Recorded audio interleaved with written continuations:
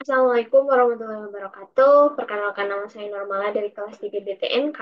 Di sini kita akan melanjutkan video modul 5. Itu mengenai eh, MTF ya. Kita masih berbicara mengenai move to front gitu.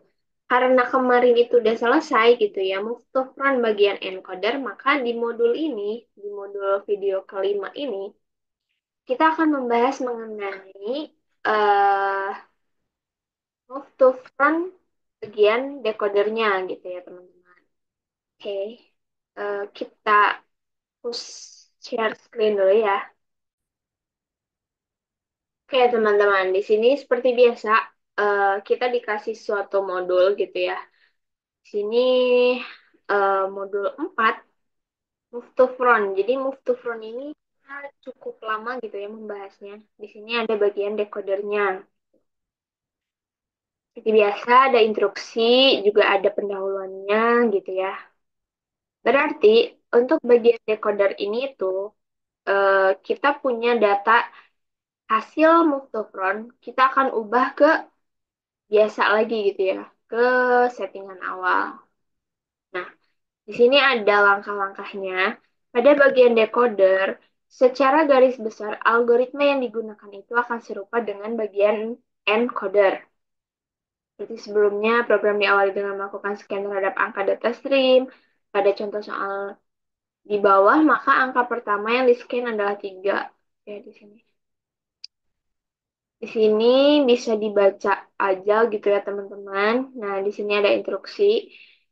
Sebagai modifikasi dari program Move to Front pendahuluan sebelum-sebelumnya, buatlah program untuk mendeteksi angka urutan pada data input terhadap dictionary yang kita buat. Nah, teman-teman masih ingat gak waktu di bagian encoder tuh jadi ada kita buat dictionary gitu ya. Deretan simbol itu menjadi referensi gitu. Kita bicaranya waktu kemarin-kemarin tuh itu adalah referensi gitu teman-teman ya. Oke, ini datanya, deretan simbolnya itu A, B, C, D, E. Yang mana si A, B, C, D, E ini tuh nanti dia akan berisi indeks gitu ya. 0, 1, 2, 3, 4. Nah, si D ini data inputnya yang kita gunakan adalah ini. 323 400 141. Oke. Outputnya, berarti kan ini dari angka nih ya. Dia akan muncul si huruf. Nah, ini tuh masih step awal kita akan memulai dengan encoder terlebih dahulu gitu ya. Dengan scan setiap indeks yang ada di sini itu akan dimunculkan di sini. Gitu teman-teman ya. Di sini. Maaf. Oke. Di sini ada tuliskan program encoder di bawah ini. Di sini gitu ya. Kenapa saya tidak memulai coding dari awal? Karena ini untuk memperhemat waktu juga gitu ya teman-teman. Cuman soalnya ini modulnya ya cukup banyak lah soalnya ya. Oke. Nah, di sini kita seperti biasa, kita akan melakukan terlebih dahulu inisialisasi variabel-variabel apa aja yang bakal kita gunakan gitu di pemrograman itu. Di sini ada IDX add data, IDX add simbol, bukan add ya teman-teman, IDX underscore data, IDX underscore simbol, di mana kedua eh, variabel ini kita mulai inisialisasi dengan angka 0. Ini untuk apa? Ini untuk menginisialisasi indeks awal untuk mengakses karakter yang ada pada di data stream ini. Gitu. Jadi kalau misalkan kita inisialisasi satu di sini, berarti dia akan membaca langsung ke C. Gitu. Enggak di D dulu. Gitu teman-teman. Nah, untuk indeks simbol ini berarti dia untuk inisialisasi indeks si simbol di sini teman-teman. Nah, oke. Data stream, simbol, itu merupakan data yang kita masukkannya gitu ya. Di sini ada simbol repo sama dengan simbol. Nah, kalau misalkan di pemrograman itu biasanya kalau misalkan ada tulisan seperti ini berarti simbol REPL ini akan sama dengan simbol kan. Nah, secara harfiahnya, si simbol ini akan kita pindahkan ke variabel ini. Betulnya itu ya proses yang terjadi itu. Si data yang ada di simbol ini akan dipindahkan ke simbol REPL gitu. Di copy kan nih di sini. Di copy ke variabel atau dipindahkan. Itu secara harfiah pemrogramannya gitu ya. Cuman kita bisa lihat juga di sini. Ini kan sama dengan ya berarti di simbol REPL sama dengan di simbol dong datanya gitu. Nah, kemudian di sini ada print data stream. Ini untuk mencetak si data stream sebelum proses encoding of the fraud. Jadi bisa kita bandingkan nantinya gitu ya. Jadi si data yang ada di data stream ini sepanjang ini kita akan cetak terlebih dahulu. Nah, kalau misalkan ada perintah print tanpa argumen, di sininya nol ya. Nol, maksudnya nggak ada argumen apapun gitu. Dia harus mencetak apa. Nah, secara otomatis Python ini akan mencetak sebuah baris gitu, teman-teman. Oke, masuk ke loopingnya di sini. Seperti biasanya kalau pemrograman itu pasti ada looping gitu. Di sini ada for X in range length data string. Mungkin teman-teman juga udah pada tahu gitu ya. Kalau misalkan ini tuh adalah loop yang mana loop ini akan terjadi sepanjang data yang ada di data stream. Gitu ya, karena di sini length data stream. Ini nih, ini udah ada penjelasannya juga, mengecek seluruh data yang ada di data stream sebagai iterasi. Nah, kemudian setelah eh, berarti kan tadi IDX datanya tuh dari nol ya teman-teman. Berarti kita akan mulai mengecek si D ini. Nah, berarti iterasi pertama si for ini itu akan mengecek si huruf D ini. Nah, kemudian diapakan? Kita bandingkan dengan seluruh simbol yang ada di sini ya teman-teman. Misal D sama dengan agak. Oh, tidak. D sama dengan bega. Oh, enggak. Sampai dia menemukan eh, data yang sama gitu antara di data stream dan juga di dictionary simbol yang kita buat gitu. Nah, berarti akan ada loop di dalam loop gitu. Nah, ini loop dalam berarti ini loop luar. Loop luar yang ini dia akan loop sepanjang data stream, loop dalamnya sepanjang data simbol gitu. Kemudian, nah di sini if data stream di sini ada pengecekan kondisi. Apakah data stream dengan indeks nol kan tadi masih di nol kan? Indeks nol sama dengan simbol dengan indeks yang ada di simbol, berarti kan tadi indeks simbolnya tuh juga nol kan? Nah ini dibandingin sama nggak gitu. Kalau misalkan sama, dia akan langsung ke sini ya. Nih. Tapi kalau misalkan eh nggak cocok gitu ya, dia nggak akan ke sini teman-teman. Dia nggak akan ngeeksekusi ini. Tapi dia akan loncat lagi ke sini. Ke IDX simbol plus satu. Karena apa? Misal nih teman-teman ya.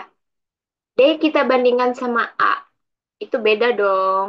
Berarti dia nggak akan ke sini. Programnya nggak akan mengeksekusi apa yang ada di dalam if. Jadi dia akan dinaikkan nih si eh, indeks simbolnya itu plus satu di increment. Berarti dia akan loncat ke B. Otomatis indeks simbolnya itu B kan. Bandingin lagi. Dia sama dengan B gak? Enggak kan. Berarti dia naik lagi. Naik terus naik terus gitu. Sampai dia menemukan kecocokan D sama dengan D. Situ. Nah, berarti IDX simbol kan berarti udah di sini kan udah di D berarti 0, 1, 2, 3. Nah, di D simbolnya 3. Kemudian di sini ada print. Berarti kan terpenuhi kan tadi ini D sama dengan D terpenuhi. Berarti kita akan ke mengeksekusi semua program sepanjang ini sampai sini. Tuh. Kemudian di sini print plus string IDX symbol plus simbol IDX symbol. eh di sini ada str yang mana itu tuh untuk mengubah gitu ya teman-teman. Dia akan mengubah IDX simbol kan berarti asalnya itu dia itu adalah angka ya. Bisa dibilang eh apa ya namanya? Lupa saya. Bukan string ya. Integer kayak integer. Angka itu bisa integer, boolean dan lain sebagainya. Nah, di sini str dengan argumen IDX simbol ini kita mengubah si indeks simbol yang asalnya itu bukan string, misalkan itu integer, kita ubah ke string supaya bisa kita apa ya namanya bisa kita tampilkan gitu, bisa kita cetak dengan simbolnya gitu ya. Itu. Nah, di sini kemudian akan menggabungkan karakter yang cocok dengan bagian sebelum dan sesudah. Oke. Nah, kita lihat nih hasilnya di sini. 3 dalam kurung. Nah, kita lihat ya teman-teman. Print. Berarti ini argumen si print itu sepanjang ini nih, teman-teman. Nah, berarti nanti akan tercetak si indeks simbol itu berada dalam kurung. Plus simbol. Simbol dengan indeks 3 tadi. Nah, di sini ya, bisa kita lihat nih. Nah, ini. Ini tuh proses di sini. Ya, di sini. Oke. Kemudian, print ini garis-garis-garis akan menampilkan karakter ini ya. Soalnya teman-teman udah pada tahu lah ya, kalau misalkan ngeprint dengan argumen ini ya berarti akan tampil ini gitu. Nah, di sini ada eh, variabel baru gitu ya, yang sebelumnya belum kita inisialisasi. Ada simbol after, simbol before, dah itu doang sih sebetulnya. Nah, simbol underscore after atau simbol after ini tuh apa? Kita akan inisialisasi dengan simbol REPL dengan indeks simbolnya +1. Ini itu berarti simbol after ini akan berisi substring dari simbol REPL mulai dari indeks IDX simbol +1 sampai akhir string. Tuh. Yang mana si simbol after ini tuh akan menyimpan karakter substring setelah karakter dengan indeks tadi. Ini teman-teman. Nah, ini tuh simbol after. Simbol after dari D. Udah D kan E kan. Ini nih bisa kita lihat nih. Udah D kan E. Ini itu simbol after. Berarti simbol before-nya yang mana? Yang ini. A, B, C. Simbol before. Berarti yang E simbol after. Nah, di sini ada ya simbol after. Simbol REPL, IDX simbol tadi 3 plus 1, 4. Nah, indeks 4 di simbol itu adalah E. Makanya di sini tercetak E. Kemudian, kita print lah di sini. Print simbol after. Dia akan menampilkan E ini. Dicetak ke layar kan. Kemudian, ada simbol before. Simbol before sama dengan simbol REPL. Ini mulai dari indeks 0 sampai indeks simbol. Indeks simbol itu kan tadi 3 ya. 0 sampai 3. Berarti di sini kita tulis 0 ABC. Nggak sampai 3 sih. Jadi harusnya ini -1 ya teman-teman. Nah, kemudian di print akan muncul ini ABC ini simbol before. Kemudian E ini ada simbol after. Nah, ini tuh belum proses move to front encoder gitu ya. Kemudian, gimana caranya kita bisa eh mengencoder si move to front itu? Si D berarti kan dia ada di depan, jadi D, A, B, C, E. Si D kan terpanggil nih, D di depan terpanggil, berarti jadi D, A, B, C, E. Itu tinggal kita modifikasi aja di programnya. Kalau simbol REPL itu akan sama dengan simbol REPL dengan IDX simbol, berarti dia akan mengeprint dulu si D, awal tadi D, plus simbol before, plus simbol after. Dan ini tuh akan terus-menerus gitu ya prosesnya tuh kayak gini. Ini bisa disebut sebagai program utama dari si move to front gitu untuk kita move to front kan gitu ya, ya gitu intinya. Nah, ini udah sampai sini, terprint ini, kemudian kita baru naikkan si IDX simbolnya. eh nah, ketika dinaikkan si IDX simbol ke plus satu lagi gitu ya, D. Tadi udah ketemu kan D, berarti si eh, dia mengeksekusi ini, kemudian dia dinaikkan lagi nih, kan naikkan berarti si simbolnya tuh E itu kan nggak sama dengan kan, berarti dia langsung ke sini. IDX simbol kenapa di reset lagi ke nol? Karena eh, si simbol itu dia harus terus menerus mengecek gitu ya setiap angkanya, terus looping, makanya setelah dia mencapai 5 itu, setelah dia mencapai indeksnya habis, si IDX simbol ini harus langsung kita reset lagi ke nol biar nanti karakter yang akan dicek di data stream berikutnya itu akan dibandingkan lagi dengan simbol-simbol yang mulai dengan indeks awal, gitu, indeks nol. Nah, kemudian di sini baru indeks data sama dengan plus satu, ini increment ya, berarti dia akan ke sini nih, teman-teman, ke C. Dia akan mengecek ke C. Gitu. Nah, teman-teman bisa lihat di sini ya. D, C, D, kayak gini ya hasilnya. D, C, D, E, A, A, B, E, B. Tuh, gitu. Nah, ini si muktofronnya. D-nya jadi di depan, yang asalnya A, B, C, D, E jadi ke depan. Terus kalau C berarti jadi ke depan, jadi C, D, A, B, E. Terus misalkan D lagi, gitu ya, dan seterusnya. Itu adalah proses encoder dari move to front. Kita lanjut ke yang decoder. Tapi sebelum itu, eh bentar ya teman-teman. Oke, kita lanjut ke bagian decoder nih teman-teman sini. Tuliskan program decoder di bawah ini, di sini. Beri catatan mana bagian. Proses perbandingan dengan dictionary atau deretan simbol. Hmm, ya, itulah ya. Oke, di sini tentunya tidak ada inisialisasi per program, karena mungkin teman-teman juga udah tahu ya di sini. Oke, kita lihat dulu yang tadi hasilnya. 3314. 30421. Coba sama nggak ya? Ya, sama nih ya. Berarti datanya tuh yang bakal keluar dari decoder itu adalah ini.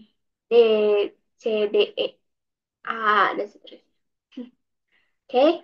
Nah, ini adalah proses perbandingan dictionary atau dengan deretan simbol. Sebetulnya ini tuh adalah bagian awal, sama seperti encoder sebelumnya. Kita inisialisasi dulu variabel indeks, baik indeks data ataupun indeks simbol. Kemudian ada di sini inputnya ya, data streamnya, simbol referensinya atau dictionary-nya. Ada simbol REPL juga, ini variabel untuk menyimpan data gitu ya, sementara gitu. Kemudian di sini ada kita ngeprint dulu si data streamnya. Nah ini kita di print data streamnya. Kemudian sebetulnya ini tidak terlalu panjang seperti yang encoder ya teman-teman. Di sini ada for T, bebas sih. Ini variabelnya mau X, Y, Z, T, A, B, C, bebas gitu ya. Ini ada Forte in range line data stream. Masih ingat kan teman-teman? Berarti ini adalah loop untuk mengecek seluruh data stream yang ada di sini. Oke. Kemudian si data stream di sini kita akan bandingkan ya di sini. IDX simbol apakah sama dengan integer dari data stream? Nah, kenapa di sini ada integer? Kita ubah nih. Karena di sini itu dia sebagai karakter atau string gitu ya. Setiap yang dimasukkan di sini itu adalah string. Kita ubah ke ke integer biar bisa disamakan dengan si indeks. Karena indeks ini itu adalah integer, bukan string gitu ya. String itu ada ininya teman-teman. Kutip, baik kutip satu atau kutip ganda, berarti itu string, karakter gitu ya. Nah, ini diubah dulu. Kita ubah dulu si ini, data stream IDX ke 0 ini, kita ubah. Oke, berarti IDX simbol 0. Apakah sama dengan 3? Tidak, kan? Nah, ini disebutnya itu adalah index scanning gitu ya, teman-teman. Keren ya bahasanya, index scanning. Nah, IDX simbol sama dengan in data stream IDX data. Oke, kemudian ada print simbol IDX simbol. Nah, kita lihat di sini. Ini ada D. Berarti IDX simbol ini itu dia harus sama dengan sorry ya teman-teman, tadi itu ini bukan kondisi. Tadi kan saya bilang apakah. Nah, ini nggak ada if ya di sini. Berarti integer yang diubah di sini itu 3. Kita kopikan ke IDX simbol. Berarti IDX simbol sekarang sama dengan 3. Yang asalnya 0, sekarang berisi 3. Print simbol IDX simbol. Simbol indeks simbolnya tadi berapa? 3. Oke. Yang ketiga itu adalah 0123D. Berarti dia akan ngeprint D nih di sini teman-teman. Ini D ya, bisa dilihat teman-teman. Kemudian, apakah cukup sampai ngeprint D-nya saja? Tidak. Karena proses decoder pun dia pasti ada simbol afternya. Simbol after sama simbol before. Nah, di sini simbol after sama dengan simbol repol. IDX simbol plus 1. IDX simbol tadi berapa? 3 plus 1. Itu adalah E. Kemudian di sini ada simbol before. Ini dari 0 sampai IDX simbol. Berarti A, B, C. Oke. Nah, di sini ini proses decoder move to front-nya. Oke. Simbol repol. Berarti D duluan nih yang ada di sini. D, kemudian plus simbol before. Simbol before-nya itu adalah A, B, C. D, A, B, C, kemudian simbol after. Oke, beres tuh satu. Satu proses beres. Kemudian kita naikkan indeks datanya plus 1. Nah, berarti dia akan mengecek 3 lagi kan? Oke, ketika dia ngecek 3, berarti di sini 3. Indeks simbol itu akan sama dengan 3. Oke, nah print simbol IDX simbol itu adalah C. Oke, karena si simbol di sini, oke, itu udah sama dengan simbol repel. Oke, berarti di sini bisa kita lihat ya dari D, A, B, C, E. Indeks 3 itu adalah C. Berarti dia akan ngeprint C. Kemudian eh, simbol before-nya yang mana? Sebelum C simbol before-nya apa? Ini kan D, A, B, D, A, B. Berarti C, D, A, B, E. Dan begitu seterusnya.